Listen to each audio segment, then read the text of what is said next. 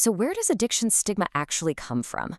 If you've ever assumed that the shame surrounding addiction is just a natural human reaction, or maybe even a consequence of personal fault, well, what we're going to uncover today is absolutely going to flip that perspective on its head. Stigma isn't some fixed human trait, and spoiler alert, it isn't your fault. It's actually a deeply ingrained structural issue. Today, we're going to figure out exactly where it originates, how it operates under the hood, and most importantly, how we can actually break it. Welcome to The Explainer. I'm really thrilled you're here with us. We're going to take some fascinating historical and scientific insights and transform them into a highly practical, action-oriented guide. Our goal? To equip you with the exact tools you need to actively dismantle these harmful narratives out there in your daily life. We're going to look closely at the data, the history, and the sociology behind addiction stigma. We've got a pretty straightforward 4-step roadmap for this explainer. Step 1, we'll embrace medical fact. Step 2, curate your media. Step 3, check intersectional blind spots. And Step 4, bridge the gap. Let's just dive right in. All right, kicking things off with Step 1, embrace medical fact. So to really move forward, we first have to unlearn the original lie. Because for centuries, addiction just wasn't looked at as a scientific issue at all. It was framed entirely by religion and punishment systems. People labeled it a moral failure, right? A spiritual deficiency, a weakness of character. Essentially, a sin. And this created a profound, deep-seated foundation of shame, something researchers actually call moral residue, that literally still haunts our society today. But here's the thing. Modern neuroscience has completely debunked that old narrative. The medical fact is that addiction involves an actual physical rewiring of brain chemistry and structure. Yet, as a society, we're still lugging around that heavy historical baggage, which just keeps people isolated and feeling totally hopeless. Let's really anchor ourselves in the medical model here. Addiction is a documented medical condition. It physically rewires brain chemistry and structure. It is not a choice, and it's certainly not a lack of discipline. By grounding ourselves in this scientific reality, we can start to override those ancient biases. When you truly understand the neurobiology and the brain chemistry involved, you realize that recovery isn't just about, choosing to stop. Acknowledging this medical reality, that's the absolute crucial first step in stripping away the moral judgment. Now, this moral misunderstanding doesn't just exist in a vacuum. It gets amplified by these huge systemic stigma multipliers. First up, we see a massive lack of medical understanding in workplaces, which directly leads to fear and discrimination. Second, look at the political rhetoric. When leaders push tough on crime or war on drugs narratives instead of, framing this as the public health issue it actually is, stigma intensifies dramatically. And interestingly enough, stigma is highly responsive to the economy. During tight, highly competitive job markets, employers get incredibly selective. They actively drive up stigma to exclude anyone they perceive as a risk.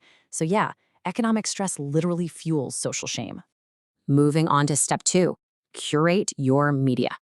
Okay, so if we know the science, why is the stigma still so stubborn? Well, we really have to look at where society gets its daily dose of information. The media's narrative arc is almost always exactly the same. Addiction leads to crime, violence, destruction, and death. We can kind of call this the Breaking Bad storyline effect. It sells, right? Because it's highly dramatic. But it is devastatingly inaccurate. And because there's this total vacuum of positive representation out there, that empty space just gets filled up with fear and criminal stereotypes.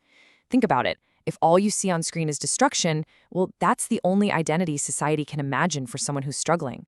So how do we actually fix this? By actively rewriting the narrative ourselves. We need to deliberately reject those criminal and violent stereotypes on our screens and actively seek out positive recovery narratives. By amplifying stories of rebuilt lives, community contributions, and, the successful maintenance of careers and relationships post-addiction, you are literally changing the identity associations in your own brain. You're swapping out a fictional Hollywood narrative of inevitable doom for the real-world reality of successful recovery. Which brings us to Step 3, check intersectional blind spots. You see, addiction stigma is definitely not a uniform experience. It intersects with every other identity and social position a person holds. The data here is crystal clear. A Black person with an addiction history faces a vastly different and often much more severe stigma than a white person. A woman is going to face different, often harsher social judgments than a man. And someone from a poor background experiences entirely different economic barriers than someone coming from wealth. So we really have to identify our own intersectional blind spots. If you're only looking at addiction through a single lens, you are completely missing the compounding weight of race, gender, and class that pushes some folks way further into the margins than others. And actually, this brings us to a highly empowering realization. Stigma isn't personal, it's structural.